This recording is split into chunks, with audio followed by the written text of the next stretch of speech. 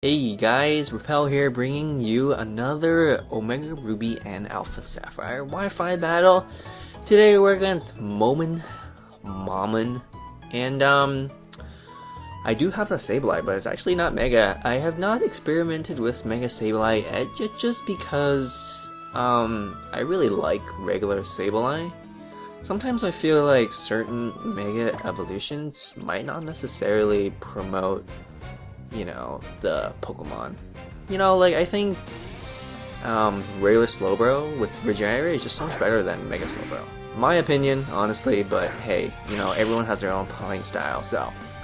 Out comes my Sableye. I'm gonna go into Substitute, expecting him to, you know, go for Knockoff or Toxic. And turns out he's gonna go for Knockoff Toxic, so it's pretty sweet. I'm kinda glad that this Gligar does not have the Stealth Rocks.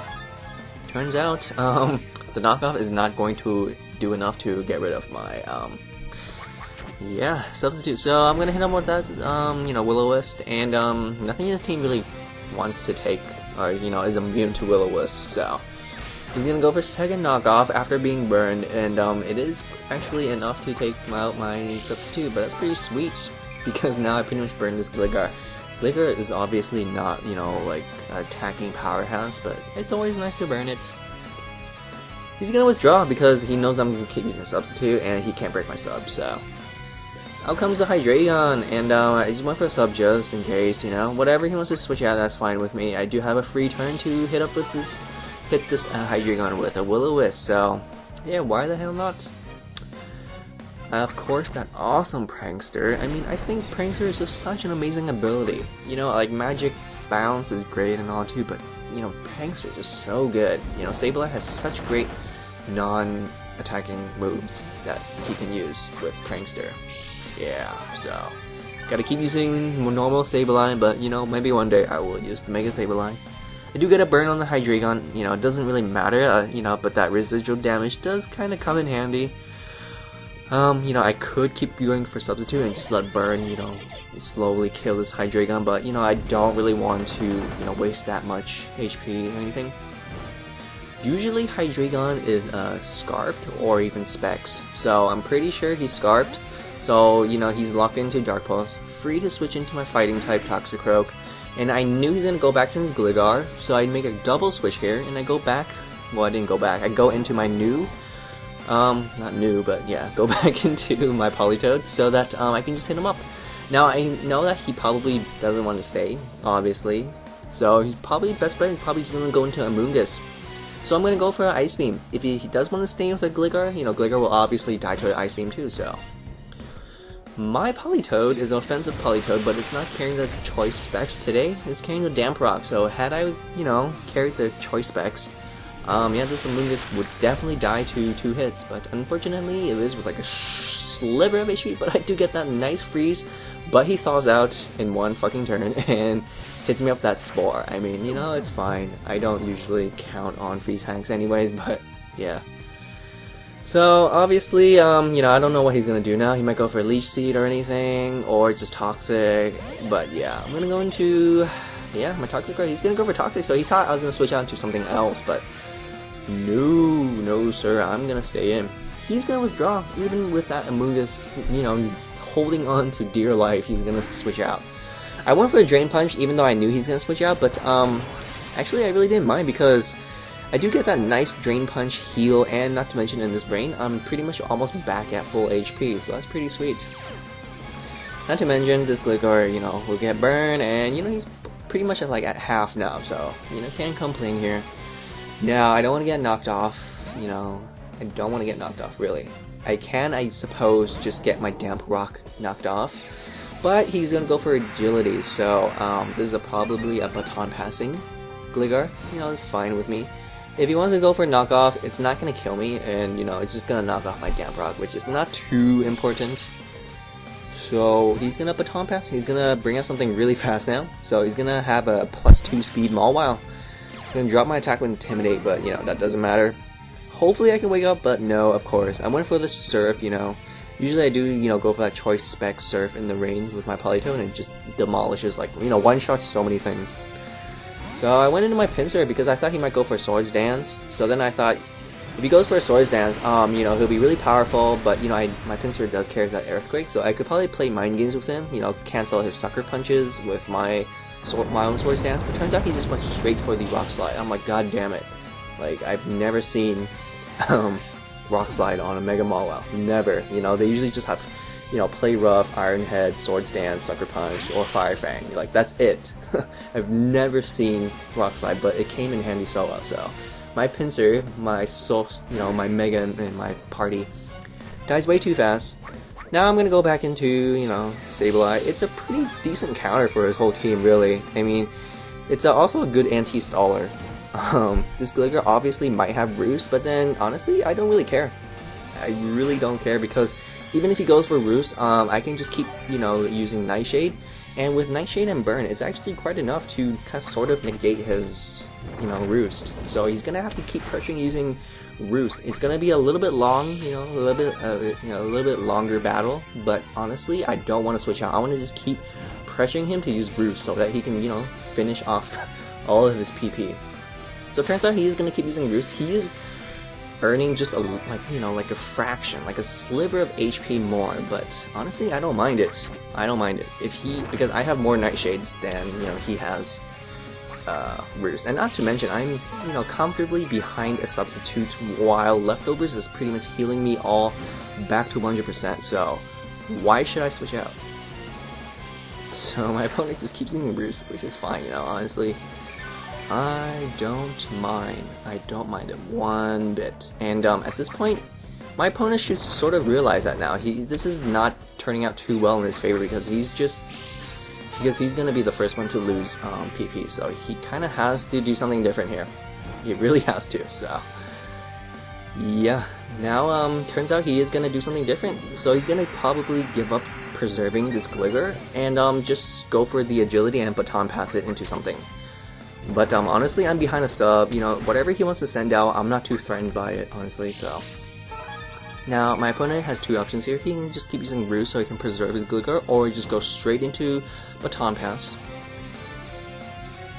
And turns out he is not ready to Baton Pass yet. He wants to preserve his Gligar, which is fine, honestly. You know, he's just losing so much Roost PP, which is all good, and I'm pretty much back at like 100% HP, which is really sweet. So, yeah.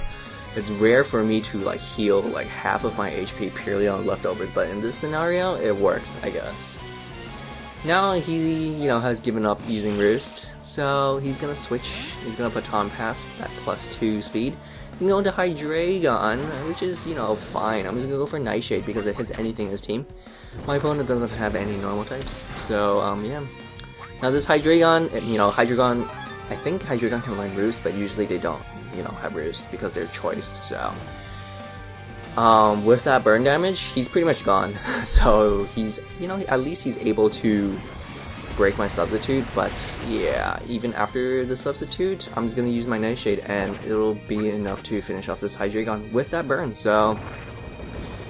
Yeah, kind of a little unnecessary for my opponent to go for that agility Baton Pass, but you know, whatever, you know, he did get rid of my substitute, so that's, you know. So finally, Hydreigon finally goes down, and at this point, I still haven't had my rock set up yet, so my opponent is still, you know, free to switch in and out with all of his Pokemon, so he's gonna keep using Roost, which is, you know, fine. And I'm gonna use Nightshade, actually. I'm not gonna go for the substitute because I knew he's gonna go for a Roost. So I kind of don't want him to, you know, grab that much HP back, so I want to just take an opportunity just to, you know, do as much as I can, so. I also know that he's going to keep using Roost because he's sitting at dangerously low HP. Now, he could go for the knockoff and knock my Leftovers and just, you know, let his Gligar die, but seeing how my opponent plays and seeing how he likes to preserve his Pokemon, I can tell that he is not ready to give up his Gligar just yet, so.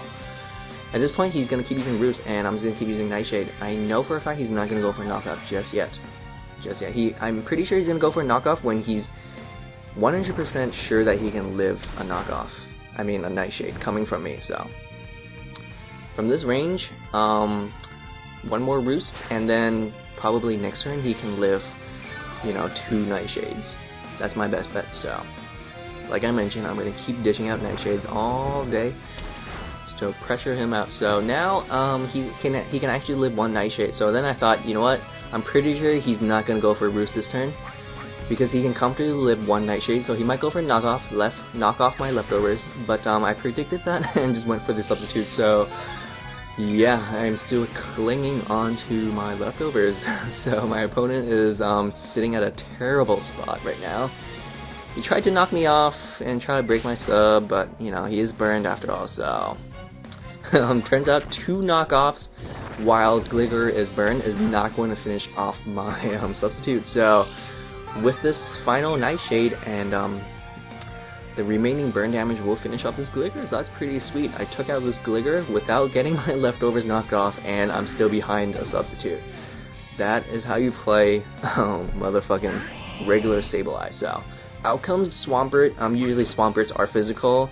At this point, my opponent doesn't have too many things, you know, that can really counter my Sableye now. So he has no choice, but turns out he has Roar, so that's really sweet. He does get burned, but more importantly, he, you know, cancels out my substitute and just forces me to switch out.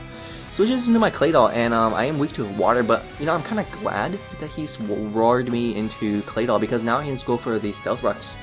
It's a little bit like, you know, late game Stealth Rocks, but you know, Stealth Rocks is still Stealth Rocks. So he goes for a Waterfall. Keep in mind this Swampert is burned, so I take it pretty well despite being a especially defensive wall. Now, you know, I could stay in, you know, go for Earthquake, and, you know, maybe have a chance to finish off this Swampert, since the Swampert is also burned. But then I thought, you know what? I'm just gonna switch out. I'm expecting the water attack. It's so obvious. I'm gonna send out my Politoed. It's gonna stop the rain, so it does boost his water attack, but, you know, Swampert is burned. And, you know, it's not gonna do anything to a Politoed. Not to mention, it gives me a free opportunity to wake up my Politoed. You know, I like to set up, you know, opportunities to just wake up my own Pokemon. You know, even if you do play Sleep Claws, you don't always want any Pokemon asleep, obviously. So, he's gonna switch out, he can't do shit, and, you know, it's nice to preserve that Swampert. It's, you know, it's a good, like, Sableye substitute counter, so. Out comes the Skarmory. Unfortunately, I am asleep because I'm pretty sure I could kill the Skarmory with a Surf in the rain, so. He's gonna go for his late game Spikes, which is all good. And I wake up finally, right? And I go for the Surf in the fucking rain. And yeah, it actually is enough to take out Skarmory, so that's pretty sweet. Unfortunately, Skarmory did get a layer of Spikes, but you know, I still have my Claydol spinner, so. Out comes the Mawile now. He's gonna drop my attack. I'm a little bit scared, but then I thought, you know what? I'm just gonna fucking stay in and see how much I can do. Turns out I do quite a lot. He's gonna go for the Iron Head, so probably hoping for flinches, but you know, unfortunately for my opponent, I do outspeed him. So now I'm pretty sure he's gonna go for the Sucker Punch, knowing that he can't outspeed me. He has no choice but go for the Iron Head. I mean, not Iron Head, Sucker Punch. So obviously his Sucker Punch fails since I did switch out. So usually Mawile do carry the Play Rough, but then I thought, you know what? I'm pretty sure I can burn it, and of course I miss, and he misses too. I'm like, holy shit, eye for an eye. Like seriously, talk about eye for an eye. So, yeah, had he hit me, he would have definitely destroyed me, so. Now I'm gonna go for the Will-O-Wisp, and I'm pretty sure I can live at least one Play Rough. Not very well, but I can live it, but he misses the second time. I'm like, oh, dude, I'm so sorry. I really am, dude. I did not mean to dodge twice. I just want to land a burn and take one Play Rough. That is it. I did not want to dodge twice, so. I'm gonna go for my substitute now so I can be safely behind the substitute, in case, you know, but turns out he's gonna miss Play Rough 3 times. Oh my gosh, I'm so sorry. I'm so sorry. Sometimes you just have, like, you know, the most ridiculous amount of luck and the most ridiculous amount of no luck. So, now my opponent sends out the Swampert, and yeah, he's gonna go for the Roar, but before he does, I'm gonna just hit him with that Nightshade. You know, do a decent amount, and yep, he does go for the Roar, which is, you know, fine and dandy. It sends out my Ambipom, and that's pretty sweet. It's gonna wrap up this game since I can just go for the Fake Out, and the Swampert will just, you know, die to that Fake Out and burn damage, so. Yeah. So I finish off with the Swampert. I thought I could kill it, but it lives with like a sliver speck fraction of HP, and you know, unfortunately for my opponent, he is burned, so the burn will finish him off, so that was pretty sweet. So there you have it. Wait, I'm just kidding, guys. one fucking more. I'm so sorry. I just want to wrap this up so quickly because I'm so damn impatient, so. I'm gonna go for my last resort now. Yes, I do carry last resort on these Ambipom. It's weird, but it sometimes works, especially when your opponent's team has no more steel, rock, or ghost type. Ambipom just wrecks shit. You know, last resort is so fucking powerful. So, thank you, Momin, for bringing such an amazing team. And if you guys like this awesome battle, be sure to leave that awesome like, and make sure to comment and create that YouTube account to subscribe. Thanks for watching, guys. I'm out of here.